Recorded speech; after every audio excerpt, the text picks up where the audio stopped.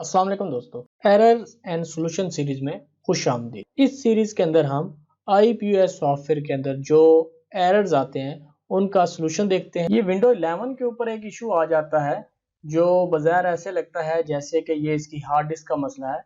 वो एरर भी आईओ का एरर आता है, इनपुट आउटपुट डिवाइसेस का। और मोस्टली ये होता था जब विंडोज 7 और 10 के ऊपर ऐसा एरर आता था तो हम ये कह देते थे जी कि आपकी हार्ड डिस्क का या रैम का, यानी फिजिकली हार्डवेयर किसी का मसला है। यानी विंडो 11 के ऊपर ये इशू अक्सर आ जाता है और उसके बाद क्या होता है कि आप समझते हैं कि आईओ का एरर है, लेकिन इससे पहले भी एक दो सिस्टम्स के ऊपर आ चुका है। तो मैंने क्या किया कि इसकी विंडो अपडेट्स को मैंने दोबारा रिस्टार्ट किया है। अभी आपके सामने मैं दोबारा इसकी विंडो अपडेट्स करता हूँ और देखता हूँ कि ये इससे मसला इसका इस मरतबा हल होता है या नहीं होता।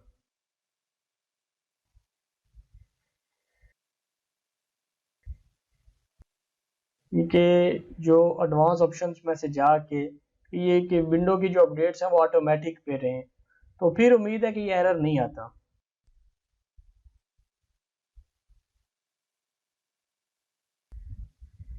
ये इंस्टॉल हो गई हैं जी, विंडो अपडेट्स इंस्टॉल हो गई हैं। इसके बाद हम इसको दोबारा एक मरतबा ये ट्राई करते हैं लगाने की।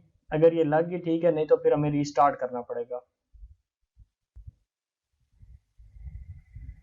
और ये जो एरर है ये किसी भी स्टेज पे आ सकता है। ये भी हो सकता है कि सॉफ्टवेयर ओपन हो तो वो कहे जी अनएबल टू फाइंड डेटाबेस, या सॉफ्टवेयर चलने के बाद कुछ रिपोर्टें खोले तो आप वहां पे आ जाए, या इवन कि आप कोई चीज कॉपी करें तो वहां भी एरर आ जाए।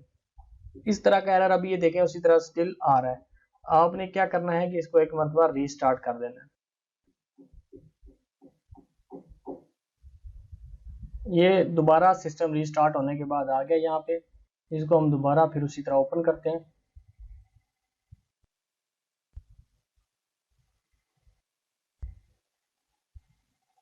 अब हम अंदाजा करें कि हमने जो की लगाई थी वो की भी लगाने की हमें जरूरत नहीं पड़ी। हमने सिर्फ इसको अपडेट किया, अपडेट करने के बाद सॉफ्टवेयर रन किया और सॉफ्टवेयर ने चलना शुरू कर दिया, की भी दोबारा नहीं लगाई। तो ये विंडो 11 के अंदर ये अक्सर इशू आ रहा है। तो अगर इस तरह का आईओ का एरर आए तो आप एक मरतबा अपडेट्स करके भी इसको चेक कर सकते हैं। उम्मीद है दोस्तों कि मेरी ये आपको वीडियो पसंद आई होगी। कमेंट्स के अंदर जरूर इसका इजहार कीजिएगा। अल्लाह आपका आमीन नासिर हो। अल्लाह हाफिज।